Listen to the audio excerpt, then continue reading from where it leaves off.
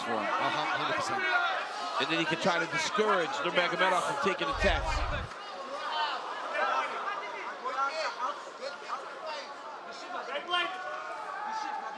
For a lot of mutual respect between these two fighters.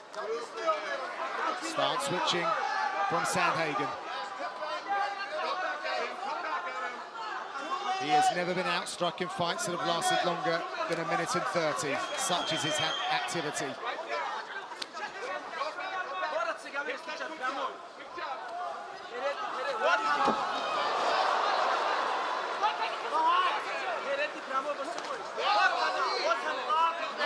Umar needs to settle down. He's got a lot of nervous energy right now. That's why he slipped and fell.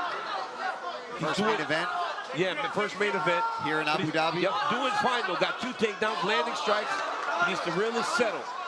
Sandhagen looks very comfortable right now.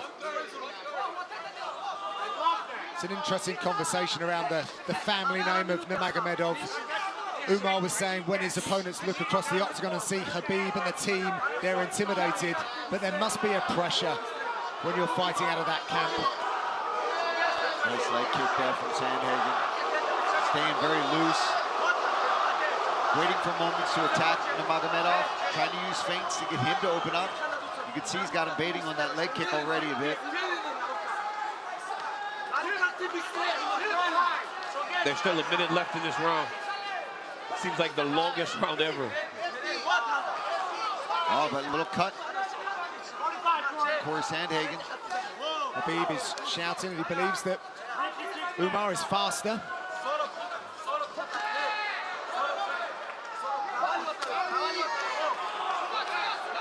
"30 seconds left.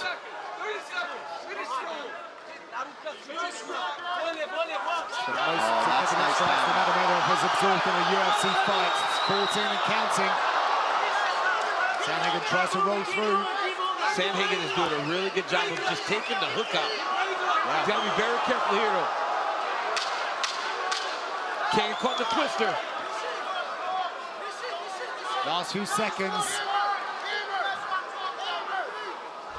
We'll be back in 30 seconds. Nurmagomedov, Sandhagen holding that #2 position in the bantamweight rankings.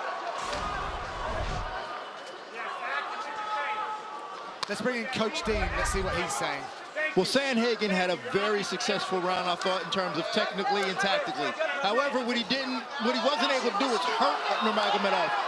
He's got to find a way to try to hurt Nurmagomedov to discourage him from taking shots or even having any type of fight left in him. If you go back to Dustin Poirier and Islam Makhachev, Dustin was able to hurt Islam at times, which is what allowed him to have some success. And I think Corey needs to take a page out of that. Beautiful. Beautiful lip on there by Nurmagomedov. Got to the single, came up to his feet, and just lift that arm to get behind Sandhagen. But Corey did a really good job right away, getting back to his feet and immediately attacking the lock of Umar. Open space. Oh, nice left by Sandhagen. And that's what he needs to land. That's kind of what Dean's saying. If he can land something like that, wobble him. Nurmagomedov started as a striker, but it was his cousin who said, "You want to be a champion, you're going to have to learn the wrestling." And his uncle, the late great Abdulmanap, helped coach. And look at him today. I was talking to Umar the other day on YouTube, for my YouTube channel, and we spoke about him coming to AK, and he said the first thing he did was ask a lot of questions because he knew that's where he would become a champion, learning to wrestle. He's been able to pick that up, but Corey Sandhagen's done a great job defending every takedown and getting back to his feet. Wrestling and controlling fights, right, DC, around the judges' scoring criteria. Yep.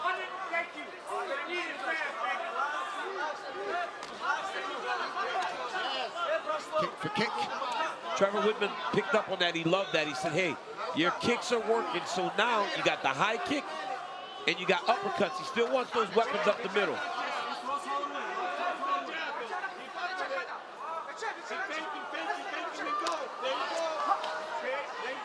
He is reaching for that leg. Every time. Inside kick, outside kick. Umar reaches.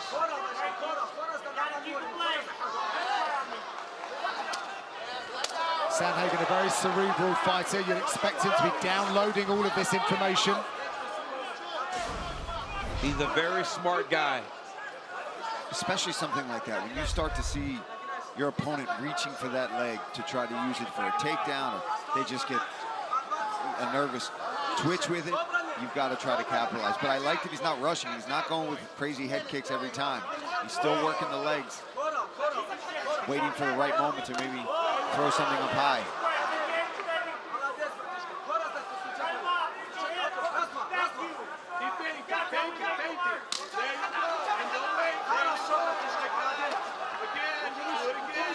Oh, there he went up higher.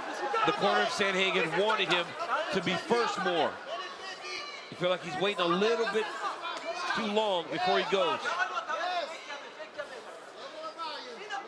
Since we last saw Corey Sandhagen, every decision that he's made has been led with the question, what makes me a world champion? Yep. And a better fighter. What makes me better?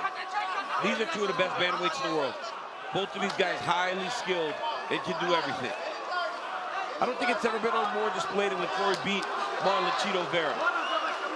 His wrestling and grappling in that fight was so high level. So Sandhagen's landed as many strikes as all of Nurmagomedov's combined opponents in the UFC.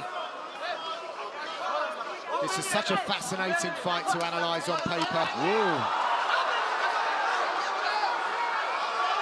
Kicks out the leg.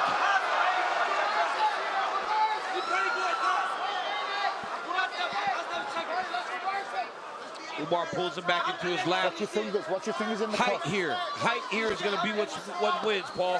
Whoever can get higher is going to win this position. Oh, now he was able to bring him back down. He's attacking his arm. Oh, that is a wonderful back take. Oh, he's got the arm trap too.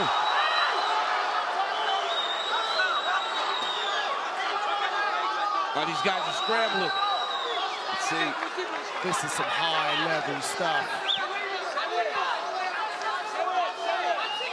Nice work. Oh, nice trip. Man, great pace from both these guys. Wow, 10 seconds left in round number 2. Where did that go? That was crazy. That was a great scramble.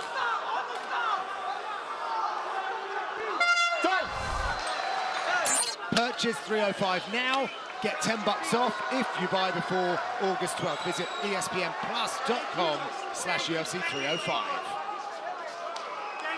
Incredible matchups down the line here throughout the summer. But all eyes on this one at bantamweight. The corner work was so phenomenal by both corners, but Trevor Whitman said, you got to control his feet, Corey. That's the key. Controlling the feet and get that jab working is what they want. Carrington Banks told him, Corey, starting now, we've got to get this round. Start to get some urgency in that corner. What do you mean specifically by controlling the feet? It's when Nurmagomedov, who is a conventional fighter, Corey goes southpaw, he's got to keep outside foot placement. He's got to keep him lined up so that he can then pop the jab, like right here. He's got to make sure that he keeps Nurmagomedov in front of him so that then he can put the jab out there.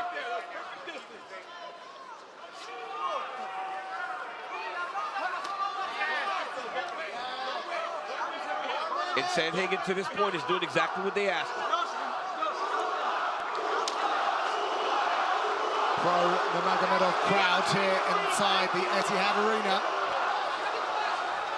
Khabib wanted more punching from Umar, told him to believe in the strikes and in his hand. Trust that power. Yeah. And on the other end, Corey, they really want him to get behind that jab more, get it going, just putting it out there.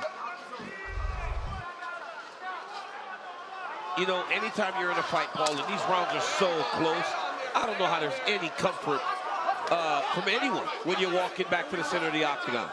No, especially when you're in there, you never know what the You never know what's going on, dude. I used to be on top of people for 3 minutes, and I go to the corner and go, did I win the round? Yeah. You have no idea what's everything's moving so fast. That's why you got to trust your corner and have the right people out there with you.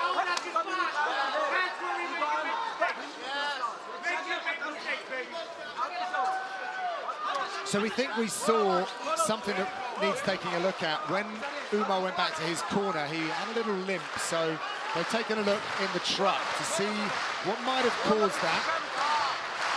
Oh yeah, he did turn his ankle. That's when I said that maybe he had a little nervous energy, but I didn't see that he turned his ankle there. Just something that we need to maybe consider as we get deeper into this fight. Seems to be moving pretty well, though, Yeah. that considered.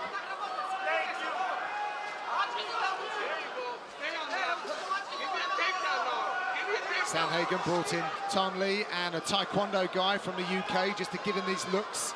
He said it was a very complex camp, Yeah. given Umar's skill set. It is the striking that separates Nurmagomedov from the typical fighter that we've seen from that region. But he's leaning on that wrestling now. Great job by Sandhagen once again to break the grip. Sandhagen does a really good job when he gets taken down. Just immediately getting to his feet and attacking the hands. Oh, nice right hand there by Nurmagomedov.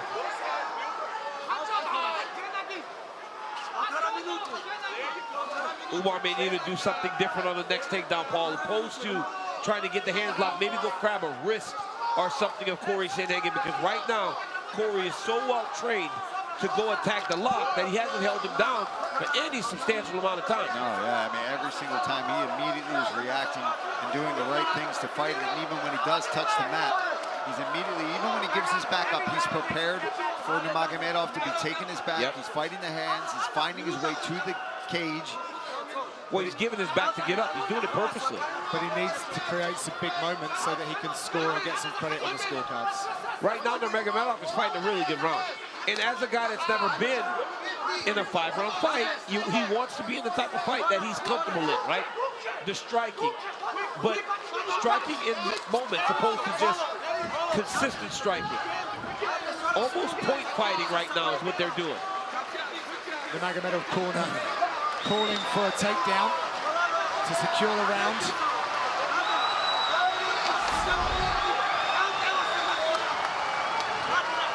Umar is outstriking Sandhagen in this round. There's that takedown, but he's going to need to do something with it. Remember, the judges are looking for damage and submission attempts.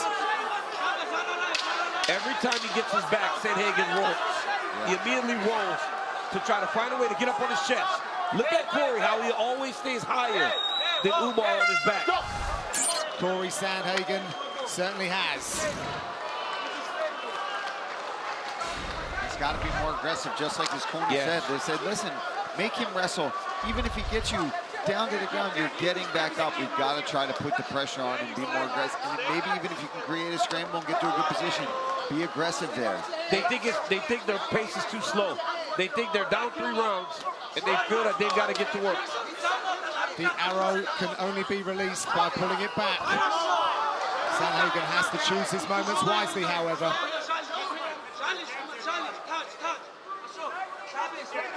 Sandhagen corner said they're okay with Corey getting taken down. He has not been able to control him at all. And you see Corey being a little more aggressive right now. I think he's got to let the hands go. Dig to the body, go low, level change, straights to the body. Things that will put you in a position to be able to defend well if he does shoot. Paul, how mentally taxing are these kind of fights when you're in there? Well, I mean, DC can talk about it too. When they're long fights like this, 5 rounds, and as we said earlier, you don't really, your corner can tell you whatever, but you have no idea what's going on. You're just so focused on each individual little moment and winning every little exchange that time kind of just doesn't exist. One of the things that we always tried to do at AK was make sure that we weren't backing up, because that's exhausting. When you're the guy that's backing up, it's exhausting. So while Nurmagomedov is scoring in retreat, he's doing a really good job, Corey, of putting him on his heels, trying to push him back. Now Corey definitely being more aggressive, pressing forward.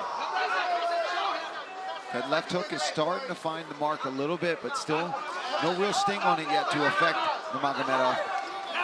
No one was putting their arm in the air to fight Umar Nurmagomedov, but Corey Sandhagen wanted to try and figure it out. He recognized the bigger the balloon, the louder the pop, as he goes in quest of another shot at bantamweight gold. Ooh, nice 1-2 there by Nurmagomedov.